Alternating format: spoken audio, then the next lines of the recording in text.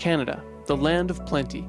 From the world's longest coastline to towering mountains and the vast flatlands of the prairies, our nation is blessed with some of the world's most fertile land, making it a farmer's paradise.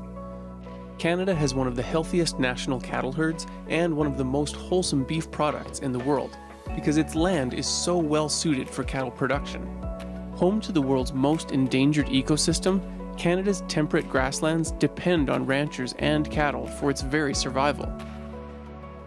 Let's take a closer look at how those beautiful steaks you enjoy actually get to your plate.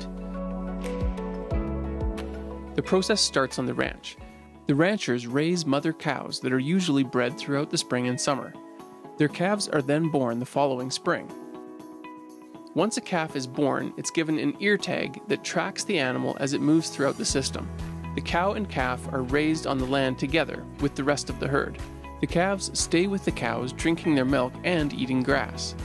This grazing helps to keep Canada's grasslands healthy, providing homes for many species of endangered wildlife, as well as ensuring that carbon remains sequestered in the soil by not cultivating the land.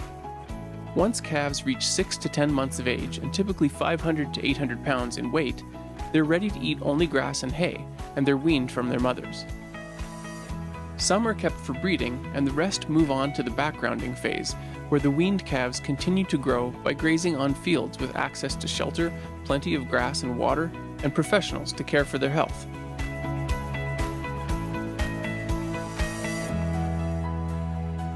A small percentage of cattle in Canada are grass-finished, which means they spent their entire lives on pasture, while grain-finished cattle are also raised on pasture and then moved to a feedlot for the finishing process. The focus at this stage is weight gain, nutrition, and animal care. Cattle will eat a diet of forages and grains, such as barley or corn, that produces tender, marbled beef. No matter which way they're finished, at least 80% of the feed cattle eat during their lifetime comes from grass-based forage. Cattle also act as upcyclers and use grains and crops that humans are not able to consume. In some cases, cattle can also upcycle food products that were intended for human consumption but didn't make it onto grocery store shelves for a variety of reasons. Uncooked French fries can be fed to cattle as part of a balanced feed ration instead of sending them to a landfill. Even after donations to local food banks, there can be an excess of product with nowhere to go.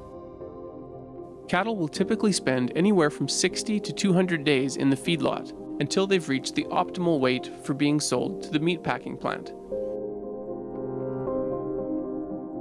At the plant, inspectors check the quality of the meat to ensure it is safe, and graders assess different characteristics to give the meat a grade of A, AA, AAA, or Prime. Once the beef is boxed and ready for consumption, it moves into distribution, where Canadians get to enjoy it with their friends and family, in restaurants and in their homes.